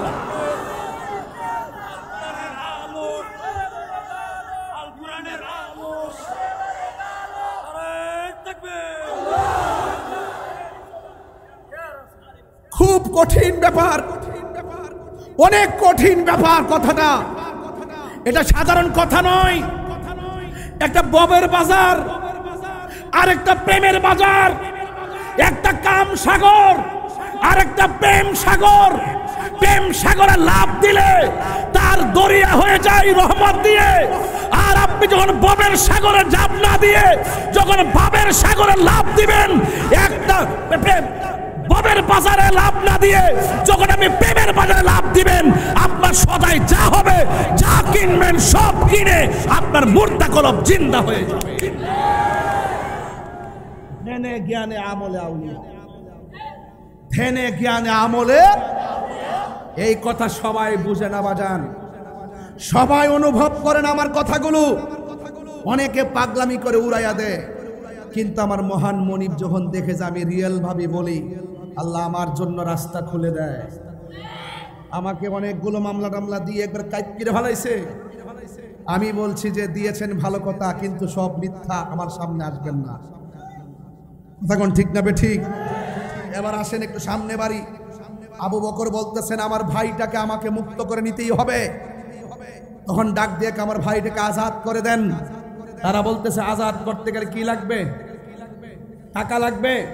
সিদ্দিক আকবর বলেন আমার সব তো দিনের জন্য ব্যয় করে দিছি, এই মুহূর্তে আমার কাছে নগদ কোনো টাকা আর কন্যা নগদ কোনো টাকা। তো আমার গায়ের মধ্যে একটা চাদর আছে, এই চাদরের বিনিময়ে আমার ভাইটার আজাদ করে দেন। সিদ্দিক আকবর নিজের গায়ের চাদরটা দিয়ে বেলাল রাদিয়াল্লাহু আনহুকে আজাদ করে আমার নবীর বাড়িতে নিয়ে গেছে। যাইয়া বলতেছি ইয়া রাসূলুল্লাহ, আজকে তো একটা লস হয়ে গেছে গা। বেলালরে মুক্ত করতে যাইয়া নিজের চাদরটা বিছাইয়া নামাজ পড়ছি, এই চাদরটা দিতে হয়েছে। রাসূল বলেন আবু বকর, আমার পাগলটারে আজাদ করতে চাদর দেও নাই, বরং তুমি একটা জান্নাতের টিকিট লাভ করছো। আর বড় করে বলেন না সুবহানাল্লাহ, বলেন কেন? কি লাভ করেছো? জান্নাতের একটা টিকিট লাভ করেছো। এই মুহূর্তে আমার নবী দেখতেছেন তার পিঠের মধ্যে দাগ, পেটের মধ্যে পানি আর জিহ্বাটা ক্ষত। আমার রাসূল বলেন বেলাল, যেই মালিকের জন্য তুমি এত আঘাত পেয়েছো সেই মালিকের স্মরণ করে একটু আজান দাও। বেলাল বলে ইয়া রাসূলুল্লাহ, কোথায় দাঁড়িয়ে আজান দিব? একটু উঁচু জায়গায় দাঁড়িয়ে তুমি আজান দাও। বেলাল জাবালে রহমতের উপরে দাঁড়িয়ে আজান দিয়েছেন। জাবালে রহমত কোন পাহাড়টা? যেই পাহাড়ে আমার নবী বিদায় হজের ভাষণ দিয়েছেন। ওই সময় মাইক ছিল না, লাউড স্পিকার ছিল না, ১৬ লক্ষ সাহাবী সেখানে উপস্থিত ছিল। রাসূল যেই পাহাড়ে দাঁড়িয়ে ভাষণ দিয়েছেন, সেই পাহাড়ে আমার আম্মাকে নিয়ে আমি উঠেছি। উঠে সেখান থেকে দেখেছি বিশাল বড় একটি জায়গা, ১৬ লক্ষ সাহাবী, বাড়ি কথা নয়। আজকে এখানে ১০-১২ হাজার মানুষ, পুরুষ মহিলা মিলে কতগুলো মাইক লাগাইছি কেন? আমার আওয়াজ সবার কানে পৌঁছবে না। অথচ আমার নবী ১৬ লক্ষ সাহাবীর সামনে আমার রাসূল যখন ভাষণ দিয়েছিলেন, মাইক ছাড়া ভাষণ দিয়েছেন, সবার কানে সমান তালে পৌঁছেছে। এটাই ছিল আমার নবীর কণ্ঠ মুবারকের মুজিজা। আর কি ভাঙ্গা বলতাম, ভাঙ্গা বলার কিছু নাই, সময় তো অল্প। এরপর আবার বলে দিয়ে যাই, বেলাল জাবালে রহমতের দাঁড়িয়ে আজান দিছেন। আমার রাসূল বলেন বেলাল পছন্দ হয় নাই, আর একটু উঁচু জায়গায় দাঁড়িয়ে তুমি আজান দাও। বেলাল তখন আর একটা পাহাড়ে দাঁড়িয়ে আজান দিয়েছেন, যেই পাহাড়ের নাম হলো জাবাল আবু কুবাইস। সেই পাহাড়টা কোনটা? খানে কাবা, সাফা, মারওয়া এবং আবু জাহিলের বাড়িটা পারিয়া রাসূল করিম সাল্লাল্লাহু আলাইহি ওয়াসাল্লাম যেই ঘরের মধ্যে শুভাগমন করেছেন, সেই ঘরটার পাশে হলো জাবাল আবু কুবাইস। যেই পাহাড়ের মধ্যে দাঁড়িয়ে রাসূল আকাশের চাঁদকে 2 খণ্ড করেছেন, ওই জায়গায় গিয়ে বেলাল আজান দিয়েছেন। সেই জায়গায় আমার মাকে নিয়ে আমি গিয়েছিলাম। আম্মারে বলেছিলাম, আম্মা এটা হলো রাসূল পাক সাল্লাল্লাহু আলাইহি ওয়াসাল্লামের শুভ আগমনের ঘর, ওখানে যাওয়া যাবে না, নিষেধ আছে। রাসূল আম্মা ডাক দিয়ে কয়, পুত্রী নিষেধ তো সৌদি কানুন, এটা তো আল্লাহর নিষেধ না, হাদিসেরও নিষেধ না, কি কস না কস বাদ দে। একটা দৌড় মারছে, দৌড়াইয়া যায় আর ঘরে ঢুকে দিচ্ছে, গিয়া দরজার মধ্যে ধৈর্য এইভাবে চুমান শুরু করছে। এইভাবে মানে ঠেকানোই যায় নাই, অথচ আম্মাকে কিছু বলে নাই। তখন আমি বুঝলাম যে আসলে ইমানের পাওয়ার এমন জিনিস যেখানে মাঝখানে কোনো বাধা তাকে আটকে রাখতে পারে না। কথা বলেন ঠিক কিনা? এরপরে আসুন দেখি জাবালে কুবাইসের উপর দাঁড়িয়ে আজান দিল। রাসূল বলেন, বেলাল আমার মনে হয় আর একটু উঁচু জায়গায় দাঁড়িয়ে তুমি আজান দিলে বেটার হবে, এই জন্য আমি নবীর কাছে ভালো লাগবে। বেলাল রাদিয়াল্লাহু তাআলা আনহু, ইয়া রাসূলুল্লাহ, জাবালে রহমতে আজান দিলাম পছন্দ হয় নাই, জাবালে কুবাইসের মধ্যে আজান দিলাম পছন্দ হয় নাই, এখন আমি তো আর উঁচু জায়গা দেখি না। রাসূল ডাক দিয়ে কয়, তুমি দেখো না কেন, এই যে খানায় কাবা শরীফ আছে, এই কাবা তো অনেক উঁচা, ওখানে দাঁড়িয়ে তুমি আজান দাও। ইয়া রাসূলুল্লাহ, কোটি কোটি মানুষের কাবাকে আমার পায়ের নিচে রাখবো আর আমি আজান দিব, এটা কেমন করে হয়? আমার রাসূল বলেন, বেলাল ভুলে যেও না, তোমাকে যিনি হুকুম করেছেন তুমি কাবারও কাবা। আর তিনবার কন্যা সুবহানাল্লাহ কন্যা কেন? আল্লাহ, আমার পশমগুলো দাঁড়িয়ে গেছে, হাতের গুলা একদম। বাবা কি বললো রসুল? বলতেছে, বেলাল তুমি আজান দাও। এবার বেলাল ডাক দেখি, ইয়া রাসূলুল্লাহ, আমি যখন জাবালের রহমতের উপর দাঁড়িয়ে আমি একটু কথা বলতেছি, এই জন্য যে কত সময়টা যেন ইয়া হয়, সুর দিলে এগুলো আরো আধা ঘন্টা লাগবো, এই জন্য সুর না দিয়ে মূল কথাগুলো বলে দিয়ে যাচ্ছি যেন আপনার মেসেজটা পেয়ে যান। রসুলকে জিবরাইল ডাক হযরত বেলাল ডাক দিয়ে, ইয়া রাসূলুল্লাহ, জাবালে কুবাইসের মধ্যে জাবালের রহমতের উপর দাঁড়িয়ে যখন আজান দিয়েছি, কাবাকে কিবলা বানিয়েছি। জাবালে আবু কুবাইসের উপর যখন দাঁড়িয়েছি, তখন কাবাকে কিবলা বানিয়েছি। ইয়া রাসূলুল্লাহ, আমি যদি কাবার উপরে দাঁড়াই তাহলে আমি কিবলা বানাবো কাকে? কাবা তো আমার পায়ের নিচে। রাসূল ডাক দিয়ে কয়, কোটি কোটি মানুষের কাবাকে তুমি বেলালের পায়ের নিচে রেখে আমি রাসূলুল্লাহকে কাবা বানাই আজান দাও। আরো বড় করে বলেন না সুবহানাল্লাহ, বলেন না কেন? বেলাল যখন আজান দিল তখন মুনাফিকরা বলল, এ কেমন মুয়াজ্জিন বানাইছে যার জিহ্বা দিয়ে আশহাদু আল্লাহ বলতে পারে না। আসলে বলবে কিভাবে? তার জিহ্বা তো আগুন লাগিয়ে থেতলাইয়া দিয়েছে, এই জন্য শিন উচ্চারণ করতে পারে না, সিন উচ্চারণ করেছে। এবার রাসূল ডাক দিয়ে কয়, আমি মুয়াজ্জিন বানিয়েছি, একটা কাজ করো, তোমরা যদি এর চাইতে ভালো মুয়াজ্জিন পাও তাইলে বানায় আজান দাও। এবার মাগরিবের নামাজ গেল, আশার নামাজ গেল, ফজরের নামাজের টাইমে নতুন মুয়াজ্জিন আজান দিল। আজান দেওয়ার পরে সুললিত কণ্ঠে আজান দিল, কিন্তু সূর্য আর উঠে না, পাখিরা আর আওয়াজ করে না, কিচিমিচি আওয়াজ শোনা যায় না। এবার দেখতেছে রাত বাড়তেছে, সকাল তো আর হয় না, সকাল তো আর হয় না, সকাল তো আর হয় না, সকাল তো আর হয় না, সকাল তো আর হয় না। এবার ডাক দিয়ে কয়, সমস্ত মানুষকে রাসূলুল্লাহর কাছে গিয়া বলে, ইয়া রাসূলুল্লাহ, আজান তো দেওয়া হয় না টাইম মতো, ফজর দি হয় না। এবার আল্লাহ ডাক দিয়ে, নবী গো, ও নবী, তাদেরকে বলে দেন কিয়ামত পর্যন্ত সূর্যের মুখ দেখবে না, কিয়ামত পর্যন্ত পাখিরা আর জাগবে না, কিয়ামত পর্যন্ত অন্ধকার আর দূর হবে না। তাড়াতাড়ি আমার বেলালকে দিয়ে আজান দেওয়ান, কারণ বেলাল যখন আজান দেয় ওই বেলালের ইশকের আওয়াজ গিয়ে লাগে আমার আরশে আজিমের মধ্যে, আরশে আজিমের মধ্যে, আরশে আজিমের মধ্যে। চিৎকার মেরে বল আল্লাহু আকবার। ওই আর সাজিমের মধ্যে লাগে। বেলাল তখন আজান দিলেন, কিচিমিচি আওয়াজ হলো, আসমানে সাজ রব, ওই দেখো কে হলো রে, কিচিমিচি পাহাড়গুলো সবুজ শ্যামল, এই যে এই আওয়াজগুলো, কিচিমিচি আওয়াজ, পাখির কুচকাওয়ালি আওয়াজ, এবং সকালবেলার সূর্য মামা উকি দিল আর সকাল হয়ে গেল। এই হলো সেই বেলাল। একটা কথা মনে রাখবেন, আল্লাহ কাহারো ড্রেসের দিকে তাকায় না, আল্লাহ কাহারো চেহারার দিকে তাকায় না, আল্লাহ তাকায় মানুষের অন্তরের দিকে। তার ভিতরটা কি, ভিতরটা কি, ভিতরটা কি? আরে বাবা, ওরে বাবা, একজন মারা যাওয়ার পর 3 দিন পরে নাকটা পচে যায়, 6 দিন পরে হাতের নখগুলো উঠে যায়, 9 দিন পরে মাথার চুলগুলো পড়ে যায়, এরপরে চোখের মধ্যে অ্যাটাক করে, এরপরে পেটের মধ্যে অ্যাটাক করে, এরপরে হাটের গুস্তগুলো আস্তে আস্তে করে বাজ হয়ে পচে যায় আর পোকামাকড়গুলো খেয়ে ফেলে। 60 বছর পর্যন্ত আপনার হাড্ডিগুলা খেয়ে ফেলে, 60 বছর পরে আপনার হাড্ডিও থাকে না। এটাই হলো আপনার ইতিহাস, এটাই হলো আমার ইতিহাস, এটাই হলো আপনার বাবার ইতিহাস, এটাই হলো আপনার দাদার ইতিহাস, এটাই হলো আপনার ভাইয়ের ইতিহাস, এটাই হলো আপনার বোনের ইতিহাস। কিন্তু আরেকটা খবর দেখেন, 750 বছর পরে আবার এক আল্লাহর ওলি শুয়ে রইল, একটা পশমও পড়ে নাই, একটা মাটিও ধরে নাই, একটা দেহ পচে নাই। এর কারণটা কি? আমার দেহ মাটি খেয়ে ফেললো আর তার দেহে মাটি স্পর্শ করে নাই। তার কারণটা কি? তার কারণটা হলো এই দেহের ভিতরে একটা গোশতের টুকরা আছে, এটার নাম হলো ওয়াহিয়াল কালব। এই কালব যখন পবিত্র থাকে, দেহের ভিতরে আজরাইলে ছয় না, মাটিও ছয় না, জমেও ছয় না, পোকামাকড় খায় না, কিয়ামত পর্যন্ত সে যেমন থাকবে তেমনই থাকবে।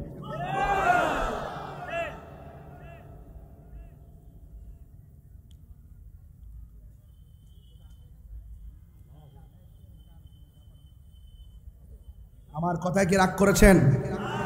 আমার কথা কি বুঝতে অসুবিধা হয়েছে? বলেন, আল্লাহ কি কাহারো চেহারার দিকে তাকায়, কাহারো ড্রেসের দিকে তাকায়? কেন? 18 বছরের মেয়েটার চেহারা, সেই মেয়েটা যখন 60 বছরে পদার্পণ করে, সেই চেহারাটা আগের চেহারা নেই।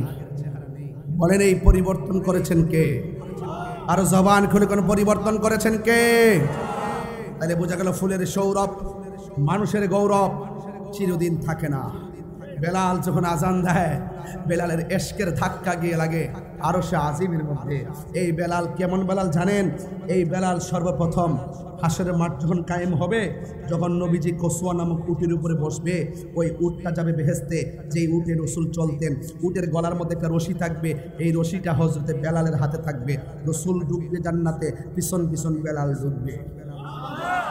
আজকে আমার দেশের অনেক ভাইয়েরা মুয়াজ্জিনদের ধমক মারে, ইমাম সাহেবদের ধমক মারে। প্লিজ মুয়াজ্জিনকে ধমক দিবেন না। হাসরের মাঠে মুয়াজ্জিনের চেহারা সবার মাথার উপর দিয়ে নূরে চমকাবে। আপনি কাকে ধমক দেন? 5,000 টাকা বেতন দেন না, 10,000 টাকার ধমক মারেন। প্লিজ ইমাম সাহেবকে ধমক দিবেন না, সাবধান করে দিলাম, কখনো ধমক দিবেন না। কারণ এরা পেটের দায়ে ইমামতি করে না, এরা শুধুমাত্র মেহরাবদারে পাহারা দেওয়ার জন্য ইমামতি করে। আর না হয় এই ইমাম সাহেব যদি সিএনজিও চালাইতো, সে 30,000 টাকা রুজি করতে পারতো। কথা বলে ঠিক না ঠিক? আজকে ইমাম সাহেবকে মূল্যায়ন করতে চান না।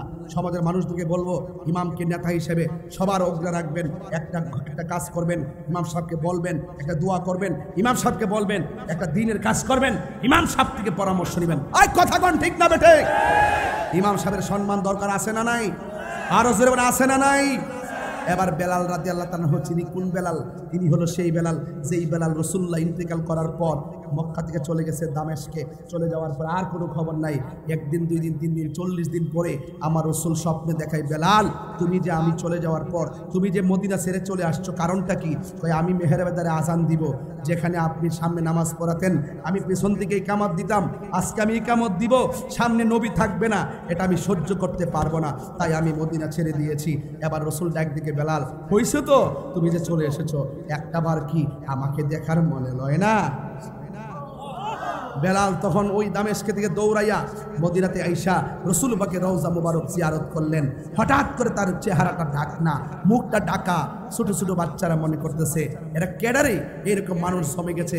হঠাৎ করে মদিনাবাসীর একদল বলতেছে, আপনি কে গো, এখানে এসে জিয়ারত করলেন, আবার মুখ বেঁধে রেখেছেন, আপনাকে তো সন্দেহ হচ্ছে, আপনার পরিচয় দেন। কয় না, আমার পরিচয় চাইও না, আমি যেখান থেকে এসেছি সেখানে আমি চলে যাব। এবার ডাক দিয়ে বলে, না যেতে দেব না, তোমাকে পরিচয় দিতে হবে। মুখটা খুললে দেখতেছেন এটা আর অন্য কেউ নাই, এটা মদিনার আজানের পাখি। তোরা কই রে? আজানের পাখি ধরা পড়েছে। এবার একদল বলতেছে, বেলাল তোমাকে আর যাইতে দেব না। বেলাল বলে, প্লিজ আমাকে ধরে রেখো না, আমাকে হাত বাঁধতে পারবে, হাত বাঁধতে পারবে, পা বাঁধতে পারবে, কিন্তু আমার মন বাঁধতে পারবে না। আরেক দল বলতেছে, ঠিক আছে তোমার মন বাঁধতে না পারলে তুমি চলে যাবা, কিন্তু একটাবার সেই আজানটা দাও যে আজানে ভোর হয়েছে। তখন সে বলতেছে, না আমাকে ডিস্টার্ব করো না। এবার 2টা পার্টি, এক পার্টি বেলালকে মদিনা রাখতে চাই, আরেক পার্টি বেলালের আজান শুনতে চাই। এখন বেলাল থাকতেও রাজি না, আজান দিতে রাজি না। সমাধান কি হবে? আরেকটা দল বের হয়েছে, ওই সমাধানের দরকার নাই, তোমার কথাই থাকবে না, তোমার কথায় আজানও দিবে না। এই মদিনাতে 2টা পাখি আছে, ওই 2টা পাখি যদি বলে তাইলে বেলাল আজান দিবে এবং বেলাল থাকবে। কয় পাখিটাকে? একটা হলো ইমামে হাসান, আর একটা হলো ইমামে হুসাইন। আরে বড় করে কন্যা সুবহানাল্লাহ, জোরে কন্যা কেন? আওয়াজ করে কন্যা ইয়া রাসূলুল্লাহ বলেন। এবার হাসান হুসাইন আসলেন, আয়সা ডাক দিকে, বেলাল ওই আজানটা দেওয়া যাইবনি যে আজানে ভোর হয়েছিল। এবার বেলাল কয়, আশ্চর্য, এতক্ষণ তো না করেছি, এখন যদি হুসাইনটা না করি হুসাইনে কষ্ট পাবে, আর হুসাইন যদি কষ্ট পায় তাইলে আমার নবী কষ্ট পাবে। মান আহাব্বাল হাসান ওয়াল হুসাইনা ফাকাদ আহাব্বানি ওমান আবগাদাহুমা ফাকাদ আবগাদানি। এরা 2জনকে কষ্ট দিলে আমার নবী কষ্ট পায়। এই জন্য বেলাল কি করছে জানেন? কয় আমি হুসাইনকে কষ্ট দিতে পারবো না। বেলাল রাদিয়াল্লাহু তাআলা আনহু রাজি হইয়া গেছে। এবার মদিনার সব জায়গায় আওয়াজ হয়ে গেল, এবার ছোট ছোট বাচ্চারা আওয়াজ হয়ে গেল, মা বোনদের কানের মধ্যে বেলালের আজানের আওয়াজ হয়ে গেল। এই সেই বেলাল যেই বেলালের আজান দিলে ভোর হয়, এই বেলাল রাদিয়াল্লাহু তাআলা আনহু আজান দেওয়ার জন্য রাজি হইয়া গেল। বন্ধুরা রে আমার, এবারে বেলাল ওযু করলেন, এবারে বেলাল আজান দিলেন। আজকে মাহফিলে মহিলা আছে না নাই? মহিলারা মহিলাদের জায়গায়, পুরুষগুলা পুরুষের জায়গায়। আবার কিছু কিছু অসুস্থ মানুষ বাড়ি থেকে শুয়ে শুয়ে আমার ওয়াজ শুনতেছে, আছে না নাই? এবার বেলাল যখন আজান দিব গো, ওই বেলাল রাদিয়াল্লাহু তাআলা আজানের জন্য উজু টুজু কইরা রেডি হলো। আর এই দিক দিয়ে মহিলারা আলাদা আলাদা একটা কাফেলা সাজায় বসছে। এবার মুসল্লিরা বেলালের পাশে আইসা দাঁড়াইছে। আবার ছোট ছোট বাচ্চারা বেলালের কাছেও যায় না, বড়দের কাছেও যায় না, মহিলাদের কাছেও যায় না। ছোট ছোট বাচ্চারা একেবারে নবী রওজা মুবারকের পাশে যায় দাঁড়াইছে। হায় রে, কেমনে আমি বুঝাইতাম বেলাল? ছোট ছোট বাচ্চারা নবী রওজার পাশে যায় দাঁড়াইলো। মুরব্বীরা কয়, ও পোলাপান ওখানে কেন?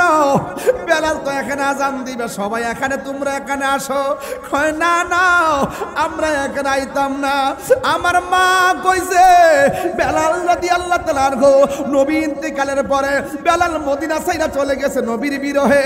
আজকে বেলাল আজান দিব, আমরা ছোট ছোট পোলাপানের মন বলতেছে বেলাল যখন আজান দিব আমার নবী রওজা মুবারকের ভিতর থেকে বাহির হয়ে আসবে।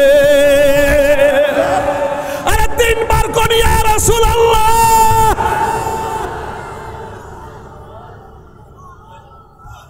এই জন্য আমরা নবী রওজার পাশে বেলাল আজান দিলে আমার নবী রওজার ভিতর দিকে আসবে। নবীরে দেখবার লাগে আমরা নবী রওজার পাশে আসছি, নবীকে দেখার জন্য রওজা মুবারকের পাশে। হে আমার বাবা, বেলাল এখন আজান দেওয়ার জন্য আস্তে আস্তে সিঁড়ি দিয়ে উঠতেছে, পা দুইটা থরথর করে কাঁপতেছে। কেমনে আমি আজান দিব? উঠো বিল্লাল মিনারাতে, সময় বয়ে যায়, আজান দাও গো মধুর সুরে, শোনবার মনে চায়। আজান দাও গো মধুর সুরে, শোনবার মনে চায়। সর্বলোকে কথা মতে উঠে বিল্লাল মিনারাতে। রে এমন একটা নবীর আশিকি খুঁজে পাওয়া দায়। আজান দাও গো মধুর সুরে, শোনবার মনে চায়। আজান দাও গো মধুর সুরে, শোনবার মনে চায়। বিল্লাল যখন সর্বলোকে কথা বতে উঠে বিল্লাল মিনারাতে। আরে মোহাম্মদ নাম বলার সাথে বিল্লাল পরে যায়। আজান দাও গো মধুর সুরে, শোনবার মনে চায়। আজান দাও রে মধুর সুরে, শোনবার মনে যায়। বেলাল আজান দিয়ে কয়, আশহাদু আন্না মুহাম্মাদুর রাসূলুল্লাহ। ওই বেলাল হঠাৎ কইরা আজান শেষ না কইরা পড়লা কেন? বেলাল কয়, আমি যখন আশহাদু আন্না মুহাম্মাদুর রাসূলুল্লাহ বলছি, আমি তাকায়া দেখি আমার নবী আমার সামনে দাঁড়িয়ে রয়েছে।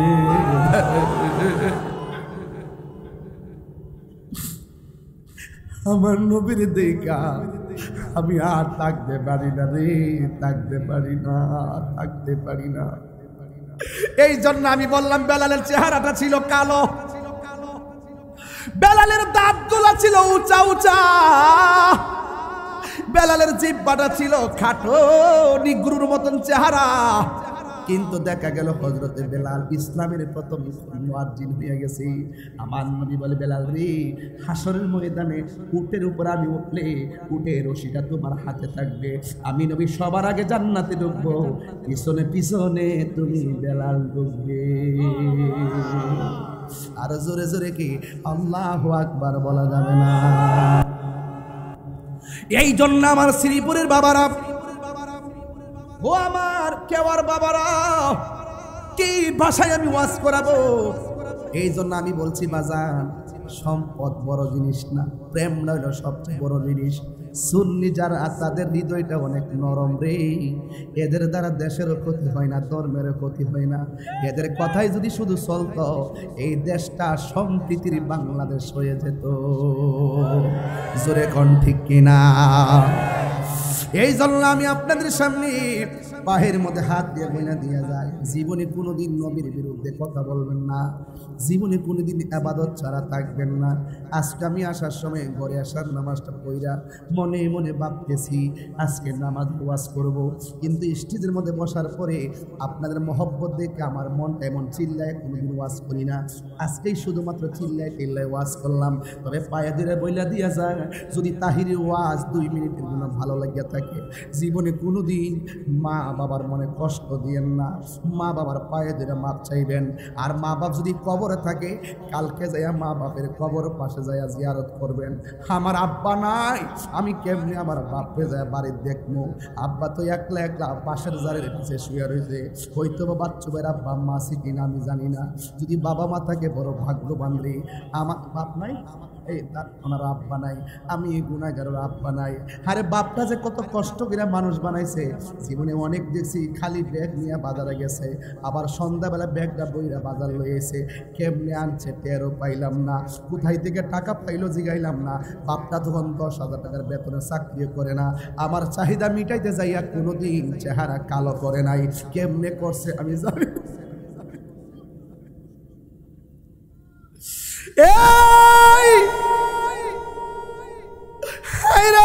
শ্রীপুরের বন্ধু, আরে ফুট ফুট করতে করতে বাপের জীবনটার পানি কয় পয়রা বালাইছে। আজকে আল্লাহ অনেক কিছু দিছে, কিন্তু বাবা নাই। বাবা গো বাবা, বাবা গো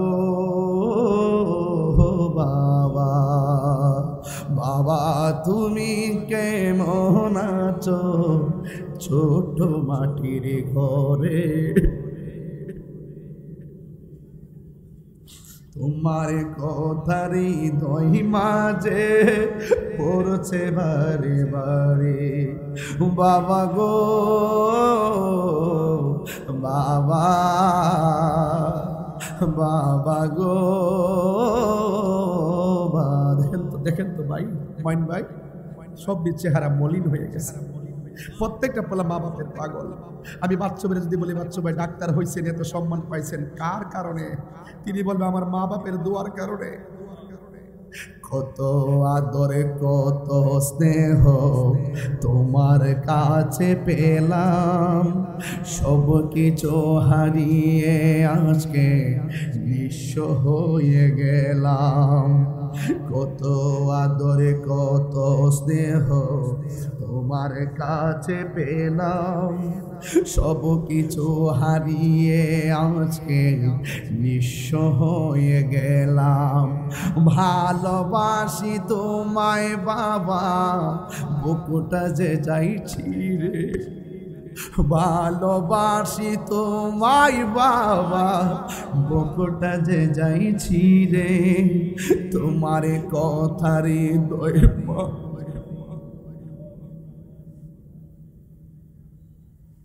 দরজাটা খুলতে খেয়ে যায় ধোঁকা। বাবা বুঝি বলছে এলে নাকি খোকা। বুকের ভেতরটা নড়ে চড়ে ওঠে, চোখে বেয়ে জল নেমে আসে। শুধু বাবা নেই, শুধু মা নেই, শুধু বাবা নেই, শুধু বাবা নেই। জানি ফিরে পাব না হারানো তিথি, বাবা শুধু তাহিরির প্রেমে বাঁধা স্মৃতি। বুকের ভেতর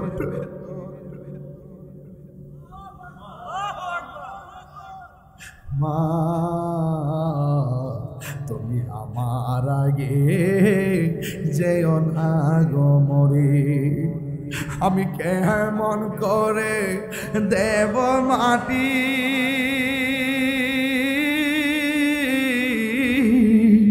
আমি কেমন করে দেব মাটি তোমার কবরে। মা তুমি আমার আগে যেও না গো মরে। মাগো তোমার মতো লই না কেহ আমায় কোলে টানি, আঁচল দিয়ে মুছে নাকি, আঁচল দিয়ে মুছে না কেউ আমার চোখের পানি। হায় রে মা জননী আমার, হায় রে মা জননী।